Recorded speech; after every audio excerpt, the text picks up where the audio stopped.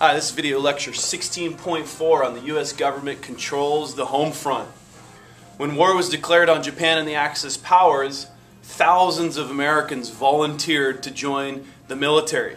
The government knew that the 5 million men that volunteered for the war was not going to be enough, and so they created what's called the Selective Service Program. Selective service is basically a draft. So in addition to the 5 million, another 10 million men were drafted into the U.S. military. Down below here you can see some of the minority groups that also contributed. These numbers reflect the number from each of these minority groups that participated in the American military during World War II. One of the things the government created was the Women's Auxiliary Army Corps. Went into law in 1942, which allowed women to serve in non-combat positions such as nurses, radio operators, and electricians. Women, thousands and thousands of women, 35,000 to be exact, joined up into the WAAC.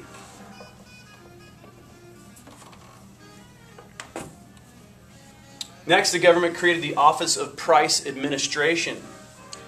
Because a number of companies were converting to war production, the number of consumer goods was decreasing because of the war. And as a result of the decrease in consumer goods, that could potentially increase the price. So in order to take care of the situation, Roosevelt created the OPA, and their job was to freeze prices. They were also going to raise income taxes for people already paying the income tax. They extended the income tax to new citizens who'd never paid it before, but the government also encouraged Americans to buy war bonds, and we'll take a closer look at that tomorrow in class over the next couple of days.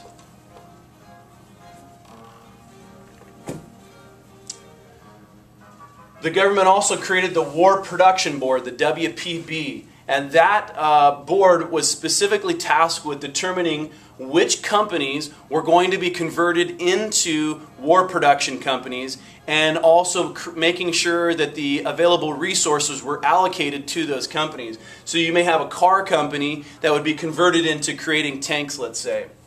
The WPB also encouraged nationwide drives for scrap iron and tin and paper, so you had kids in classrooms who had these huge drives just so that they could be a part of the war efforts to win the war against the Axis powers.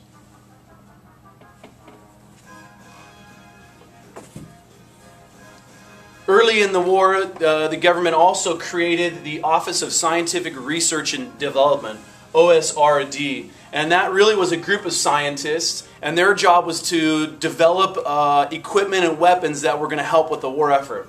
A couple of things that they helped to do was to improve radar and to improve the sonar. The sonar could be used by our ships to detect enemy submarines.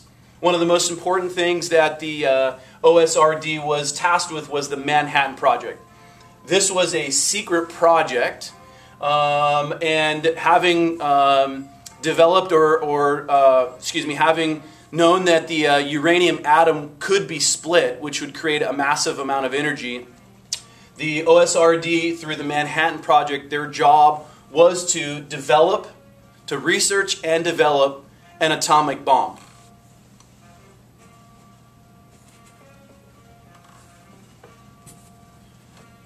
And finally, the government instituted rationing. Goods essential to the war effort would have a fixed allotment. That means the average person would have a specific amount that they would be allowed to purchase on a weekly or a monthly basis. The Office of Price Administration rationed meat and butter, cheese, and the likes. The War Production Board, in charge of those companies that would change into war production companies, they set up the rations for gas, heating oil, metal, rubber, and plastic. So these are just some of the ways that the government began controlling what was going on the home front, so that every aspect of American society would be geared towards winning the war. Tomorrow in class, we're going to take a closer look at some of those individual groups that helped with the war effort on the home front.